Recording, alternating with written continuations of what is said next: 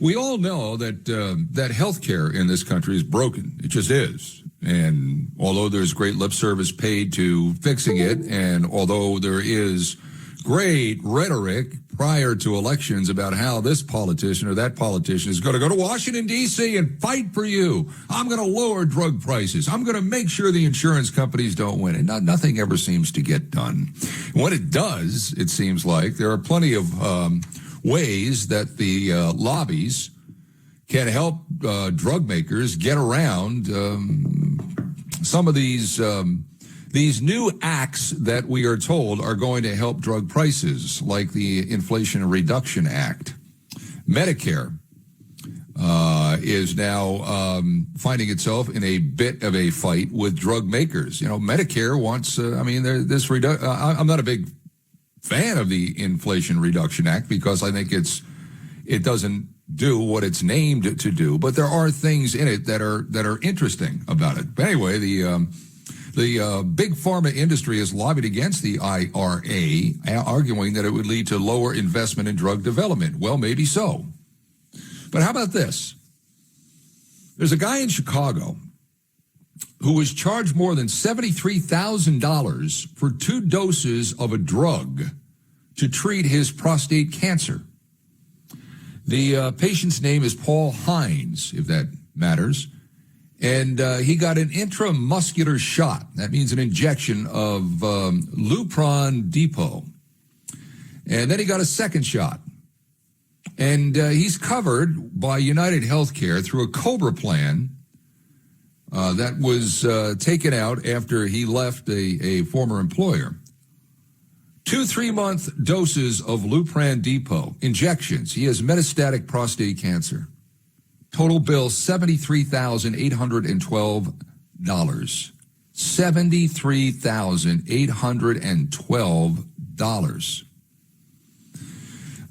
So this goes on to the topic of these unrelenting price increases on drugs who should have had their patents terminated, sunsetted, whatever the word may be, and moved on to the grand, glorious place of generic drugs.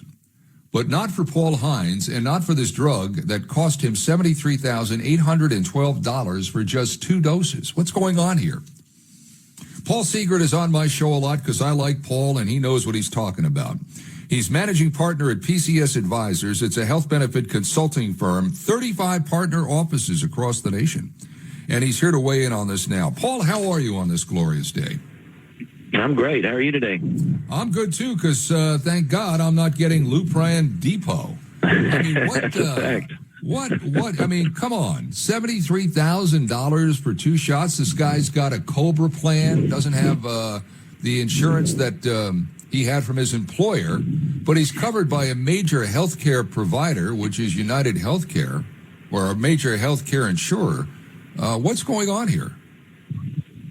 Well, I think when you consider the fact that this same drug is available in the UK for the equivalent of $250, $300, that starts to tell some of the story, and the fact that it was originally developed in the early 1970s, 1973, and they've somehow continued to extend the patent protection on the drug by doing things like modifying it, saying it's now slow release or whatever. Yeah, and this is it Abbott? Is this the company that has played this game for 50 years? Yeah, this is Abbott, and they have a Japanese partner, Takeda, in this drug, and they kind of kept that up to carry their patent protection well into the 2000s, and we've watched the cost of this drug go from $1,245 in 2000 to what we're talking about today, and it's gotten obviously pretty crazy.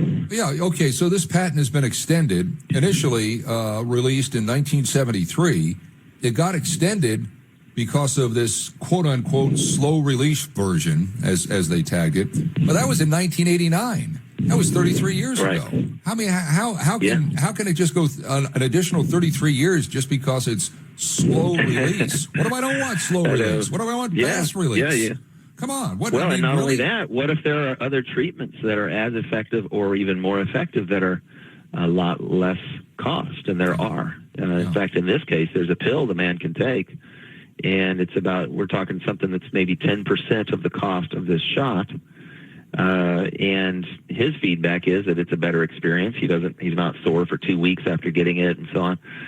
But to me, the fact that it wasn't even recommended by his providers, or he wouldn't even have found out about that option had he not been in a relationship with a doctor who said, ask them if there are other options. There is. So in the UK, you mentioned this, this Japanese partner of Abbott Laboratories, Takeda, sells the drug under the name Prostap, and physicians can purchase a 3-month dose for about $260. $260 as composed to 2 injections that cost $73,000. Why doesn't this guy just go to the United Kingdom? Why can't he go there? You're right. Go on vacation. Yeah, I mean, you get yourself and you do have people do it. Yeah, get yourself a plane ticket for $500. Go to the United Kingdom and take that drug. But again, why would somebody have to do that if this is the case here in the United States? Now, what of all this political rhetoric we hear from all these politicians that we're going to lasso this, we're going to get it under control? I think it floats back to, I've talked about this before. Just Google and see how many of these guys in the Senate, how many of these people in the House are taking money from Big Pharma. This is the problem, is it not? Well, I would say the short answer is yes. And you have so much power behind that, and you have so many people making money off of this waste.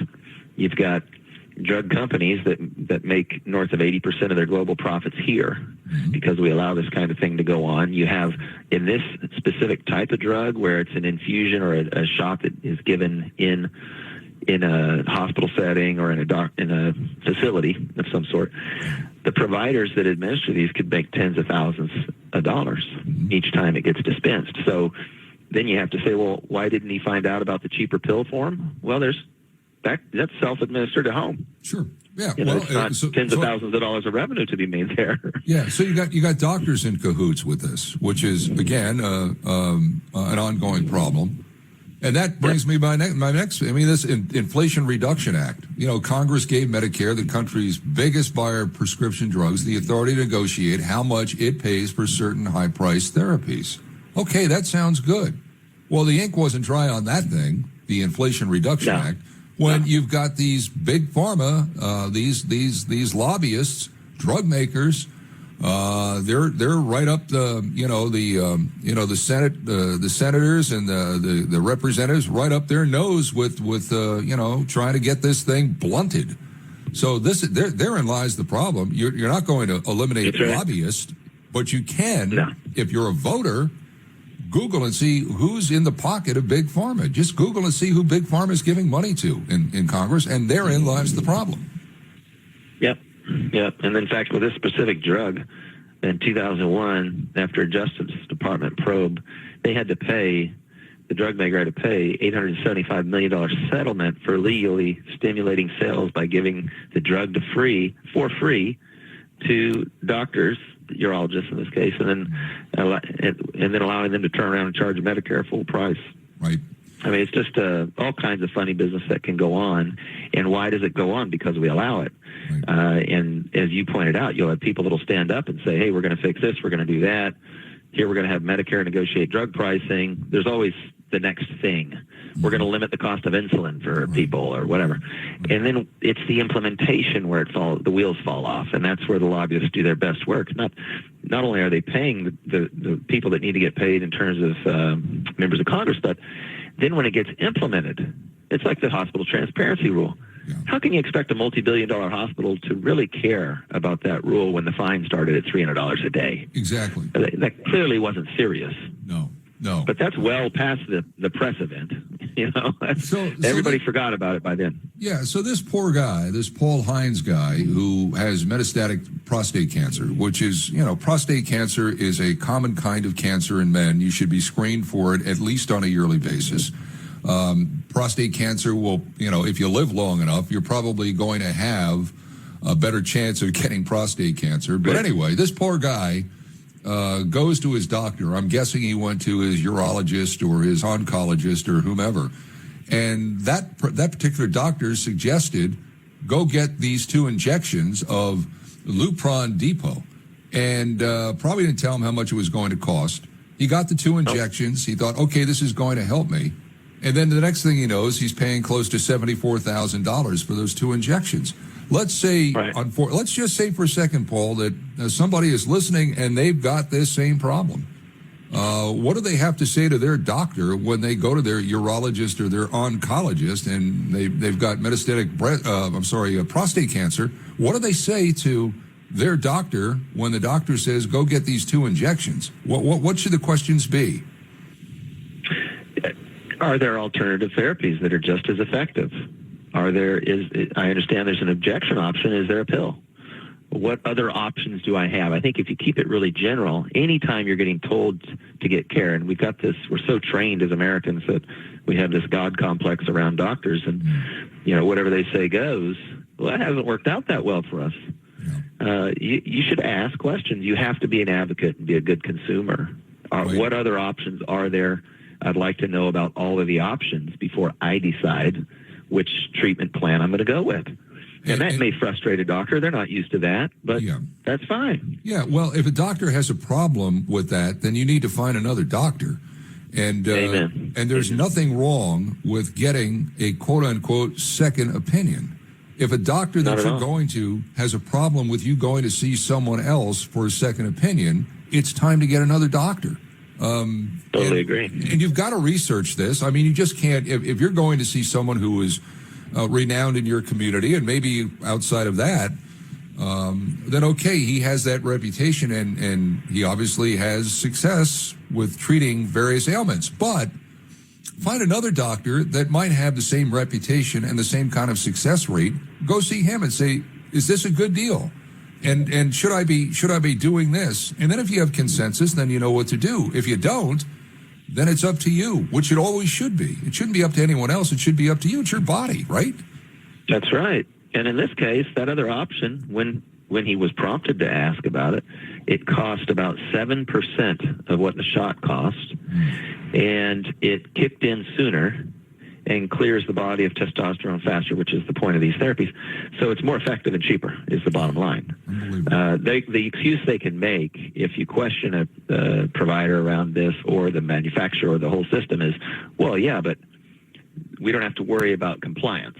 As if that justifies more than a 10x increase in cost because you can't trust the guy to take a pill once a day. Right. Hey, it's his life. I bet he'll take the pill. Or you might have this, and I don't know, this Lupron Depot.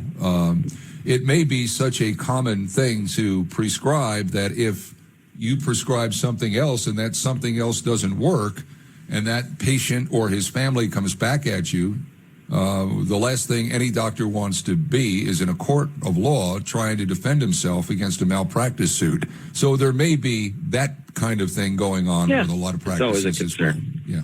There's standards of care. They're taught these things, and but there's business motivation as well. Sure. And are they questioning the way they were taught? I mean, if everybody just goes along blithely, just saying, "Okay, well, he said this, I'll do that," and that begins when the doctor is in med school, then all of a sudden we got a bunch of people going blithely along, going, "Well, he said that, so it must be true." Well, maybe it isn't.